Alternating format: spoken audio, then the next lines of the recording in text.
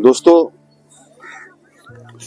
हर हर महादेव। मैं खड़ा हूँ इस वक्त संगम त्रिवेणी के घाट पर। बलुआ घाट का एक घाट है और मेरे पीछे माँ यमुना है और ये सीधा माँ यमुना जा रही है माँ गंगा माँ सरस्वती से मिलन को।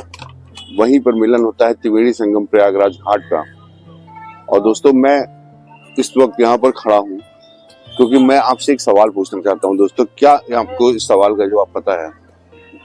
और वो सवाल ये है दोस्तों कि माँ सरस्वती कहाँ है? जी, हमें ये सामने जो मेरे पीछे दिख रही है ये माँ यमुना है दोस्तों। और माँ गंगा, माँ त्रिवेणी संगम का जल जो होता है, वहां पर गंगा और यमुना का जल जब मिलता है तो बिल्कुल दिखता है कि माँ यमुना और गंगा का जल है। लेकिन जब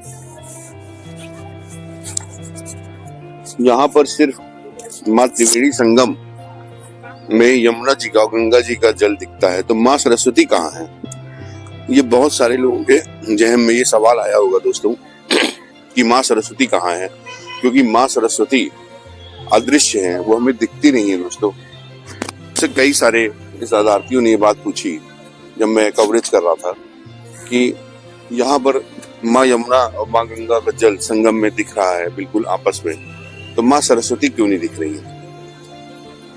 क्या आप जानते हैं माँ सरस्वती कहाँ है दोस्तों? अगर नहीं जानते हैं तो मैं बताऊंगा आज आपको अपने इस वीडियो में।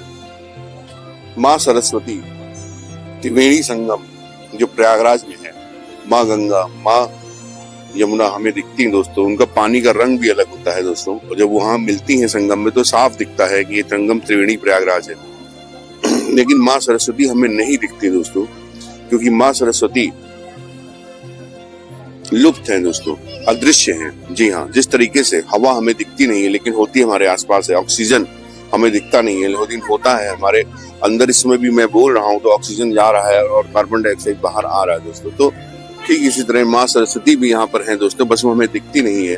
और अगर आपको माँ सरस्वती देखना है तो मैं बताता हूँ आपको दिखेंगी कहाँ। जी हाँ दोस्तों, अगर आप जानना चाहते हैं कि माँ सरस्वती आपको कहाँ दिखेंगी तो मैं आपको बताता हूँ दोस्तों। जब आप प्रयागराज आते हैं और स्पेशली आप नाव से जाते हैं तो आप जिन नाव से संगम की तरफ जाते हैं तो एक दाहिने हाथ पर आपको एक किला दिखता है। जी हाँ, उस किले के बारे में बहुत सारी प्राचीन धारणाएं, बहुत सारी कहानियां प्रयागराज में चलती हैं दोस्तों। कोई कहता है कि उसे जो है शाहजहां ने बनवाया था, कोई कहता है उसे अकबर ने बनवाया था, उसके भी पहले अकबर ने, और कोई कहता है कि उसको महाराजा सम्राट अशोक ने बनवाया था, जो कि भारत के सर्वोत्तम सम्राटों में से एक थे। लगभग पूरे इंडिया, दक्षिण भारत को छोड़ दिया जाए तो लगभग पूरे भारत में उनका राज्य था। और लोग यहाँ तक बोलते हैं इस किले के बारे में दोस्तों कि ये एक ऐसा रहस्यमयी किला है कि इसमें कोई सुरंग है जो कि सीधे आगरा तक निकलता है और आगरा से भी दिल्ली तक को ये सुरंग जाती है दोस्तों। ये यहाँ की जो रहस्यमयी कहानियां है इस किले के बारे में उसमें ये बताया जाता है दोस्तों। और उसी किले के अंदर मिलती हैं आपको माँ सरस्वती। जी हाँ, उसके अंदर सरस्वती कूप है। अगर आप मेरे पुराने कहीं वीडियो चैनल के वीडियो में देखेंगे तो आपको माँ सरस्वती का कूप दिखेगा, जो कि माँ सरस्वती की मूर्ति उसके अंदर लगी हुई है। वो माँ सरस्वती कूप बनाया गया है। पहले जो हमारे दादाजी थे मेरे, वो बताते थे कि वो किले के अंदर जाते थे तो उन्होंने देखा था यहाँ पर एक कुआं टाइप का था। बेसिकली दोस्तों, जो कुआं होता है उसका पानी ठहरा हुआ होता है, वो नीचे होता है पानी और वो ठहरा हुआ होता है। लेकिन उस कुएं के अंदर, क्योंकि वो फ्रीडम फाइटर भी थे, सिविल डिफेंस में भी थे और कई सारी संस्थाओं से जुड़े हुए थे, तो वो किले के अंदर जाते थे आर्मी के सहयोग के लिए, उनका राशन पानी पहुंचाने या जो भी। तो वो बताते थे कि यहाँ पर इसके अंदर जो कुआं है ना दोस्तों, इसके अंदर जो धार है वो चलती हुई धार है, बहती हुई धार है। जी हाँ दोस्तों, वो धार कहीं से रुकी हुई नहीं होती थी दोस्तों, वो चलती हुई धार होती थी और वो बहती हुई धार होती थी। जबकि कुआं का पानी, तालाब का पानी एक स्थान पर रुका रहता है दोस्तों, लेकिन वो बहती हुई धार थी। और बताते हैं कि किसी जमाने में अंग्रेजों ने इसमें सर्वे किया था और कि कैसे ये माँ सरस्वती यहाँ पर है और ये बहती हुई धार यहाँ पर कैसे है, क्योंकि पानी तो रुका हुआ होता है। तो उनको जानकारी इस चीज की लेनी थी कि कैसे वो इसको पता लगाएं कि आखिर ये धार आ कहाँ से रही है और ये धार निकलती कहाँ पर है? जी हाँ दोस्तों, ये धार जो है कहाँ निकलती, कहाँ जाती है? तो उसके लिए उन्होंने सोचा कि इसके अंदर कोई आदमी तैर के जाए, तो ये जान का जोखिम है, क्योंकि अगर तैर के जाए ये कहीं बहुत दूर निकले तो उस व्यक्ति की जान चली जाएगी। तो उसके लिए उन्होंने एक अनूठा रास्ता निकाला दोस्तों। जी हाँ, उन्होंने लाल कलर, जी हाँ, बोरी भर भर के वो रेड कलर लेके आए और लाल कलर को उन्होंने उसके अंदर डालना शुरू किया दोस्तों। जब वो उसके अंदर डालते डालते वहां का पानी लाल हो गया और फिर उन्होंने देखा दोस्तों कि ये देखिए मेरे पीछे जो माँ यमुना जा रही है, आगे संगम का तट है जहाँ पर माँ गंगा और माँ यमुना का मिलन होता है, दोनों बहनें आपस में मिलती हैं दोस्तों। वो लाल रंग का पानी वही उसी संगम घाट पर निकला दोस्तों, जहाँ पर माँ त्रिवेणी का संगम होता है, वहां का पानी लाल हो गया दोस्तों। जी हाँ, जब वहां का पानी लाल हो गया तब ये बात पता चली कि ये जो अदृश्य नदी नीचे पाताल लोक से बहती है दोस्तों, ये माँ सरस्वती है और ये जाके संगम त्रिवेणी में निकलती है और संगम त्रिवेणी में का मिलन होता है। इसीलिए प्रयागराज की महिमा है दोस्तों। प्रयागराज में लगता है हर 6 साल पे अर्ध कुंभ और 12 साल पे महाकुंभ, और अब की बार लगा था 144 साल बाद महाकुंभ। और संगम त्रिवेणी का जो ये घाट है दोस्तों, यहाँ पर लोग जब स्नान के लिए जाते हैं तो उन्हें गंगा जल दिखता है, उन्हें गंगा जी दिखती है, उन्हें यमुना जी दिखती है, लेकिन माँ सरस्वती नहीं दिखती दोस्तों, क्योंकि वो अदृश्य रूप से पाताल लोक से नीचे के मार्ग से जाके अपनी बहनों से मिलती हैं। माँ गंगा यमुना सरस्वती वहां पर मिलन होता है।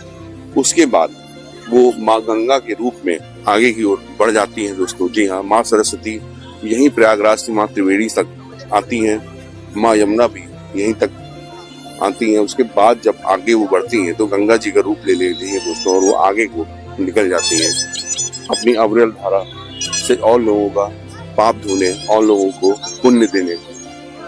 और ये लाखों नहीं दोस्तों, ये करोड़ों सालों से ये नदियां बह रही है। इस नदी की वजह से हमारा जीवन है। जो लोग इनको माँ मानते हैं उनके लिए माँ है, जो लोग इनको सिर्फ बहता पानी मानते हैं, तो बहता पानी भी आपका जीवन बचाता है दोस्तों। अगर ये बहता हुआ जल प्रयागराज में ना हो, अगर ये बहता हुआ जल पहाड़ों से जल लाखों नहीं हजारों किलोमीटर से जो ये जल हमारे बहते हुए आता है, इसी को हम पीते हैं, इसी से हम स्नान करते हैं, इसी से हम खाना बनाते हैं। ये हमारे जीवन में हर पल जुड़ी हुई है हमारी माँ त्रिवेणी संगम। प्रयागराज का हर एक वासी को अपने ऊपर गर्व होना चाहिए कि वो माँ त्रिवेणी संगम के घाट पर पैदा हुआ है और यहाँ पर रहता है।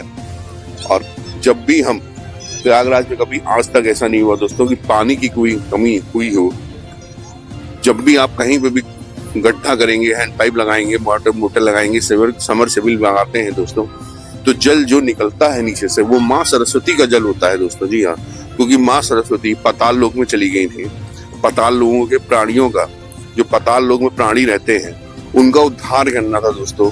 इसलिए भगवान ने उन्हें भेजा था पाताल लोक में कि आप जा करके वहां पर उन लोगों का उद्धार कीजिए जो पाताल लोक में रहते हैं। तो माँ त्रिवेणी संगम में आपका मिलन होगा, क्योंकि माँ सरस्वती ने पूछा कि अगर मैं पाताल लोक चली जाऊंगी तो मैं बाहर कैसे आऊंगी। तो भगवान ने उनसे कहा था कि आप बाहर अवश्य आएंगी, और जो स्थान पर आप बाहर आएंगी वो कहलाएगा तीर्थराज प्रयाग। जी हाँ, तीर्थों का राजा प्रयाग, समस्त तीर्थों का राजा प्रयाग है, इसलिए इसे तीर्थराज प्रयाग कहते हैं, क्योंकि यहाँ पर होता है माँ त्रिवेणी संगम और माँ सरस्वती का मिलन। तीनों बहनें आपस में मिलती हैं। माँ सरस्वती पाताल लोक से होते हुए त्रिवेणी संगम में आकर के निकलती हैं दोस्तों। और जो लोग इस महिमा को जानते हैं वो यहाँ पर आस्था की डुबकी लगाते हैं, भले ही उन्हें ट्रेनों में भर के आना पड़े, गाड़ियों में भर के आना पड़े, बसों में भर के आना पड़े, लेकिन वह आते हैं, माँ त्रिवेणी संगम में स्नान करते हैं और माँ त्रिवेणी संगम का आशीर्वाद लेते हैं, अपने समस्त किए हुए पापों का नाश करते हैं और आगे उनसे कोई गलती या पाप ना हो इसकी प्रेरणा लेते हैं दोस्तों, और फिर वो अपने गंतव्य स्थान को वापस चले जाते हैं। ये है हमारी माँ त्रिवेणी संगम प्रयागराज की महिमा दोस्तों। आप भी आइए, आज 26 फरवरी है, महाशिवरात्रि का दिन है। आप 27 तारीख के बाद प्रयागराज में फिर से आ सकते हैं। माँ त्रिवेणी संगम आपको वहीं पर मिलेंगी जहां पर है, पाटन का पुल वहीं मिलेगा जहां पर है, घाट के किनारे लाइटिंग की व्यवस्था वैसे ही रहेगी जैसे है। और ये सब पूरा 1 महीने तक जरूर रहता है दोस्तों। चक्कर प्लेट भी 1 महीने तक जरूर रहती है, क्योंकि प्रशासन इतना बड़ा जो मेला बसाया है उसे निकालने में 1 महीना लगता है दोस्तों। तो आप आराम से आएंगे, आपको लॉज मिलेगा, गाड़ी मिलेगी, स्नान करने को जगह भी मिलेगी। माँ त्रिवेणी संगम में आराम से आप डुबकी लगाइए। आस्था का इतना बड़ा पर्व आपको इतिहास में कहीं नहीं मिलेगा दोस्तों। अब ये अर्ध कुंभ आएगा 6 साल बाद। ये महाकुंभ जो अब आया ये आएगा 12 साल बाद, और अगला महाकुंभ 144 साल बाद, जब हम इस धरती पे नहीं रहेंगे दोस्तों, हमारे बच्चों के बच्चे रहेंगे, तब ये 144 साल बाद का ये महापर्व आएगा दोस्तों। हम इतने खुशकिस्मत हैं कि हमने आस्था की डुबकी लगाई है इसमें, माँ त्रिवेणी संगम में। और माँ त्रिवेणी संगम ने हमने जीवन में कोई अच्छा पुण्य किया, जो हम प्रयागराज की धरती में पैदा हुए, प्रयागराज में पले पड़े, माँ त्रिवेणी संगम बचपन से डुबकी लगाते आए, अपने दादाओं के साथ, फिर अपने पिता के साथ और अपने बच्चों के साथ। तो ये दोस्तों माँ सरस्वती की पूरी कथा। अगर आपको ये कथा अच्छी लगी हो तो अपने दोस्तों से जरूर शेयर कीजिएगा। तब तक के लिए जय माँ त्रिवेणी संगम, हर हर गंगे, जय हिंद, जय भारत।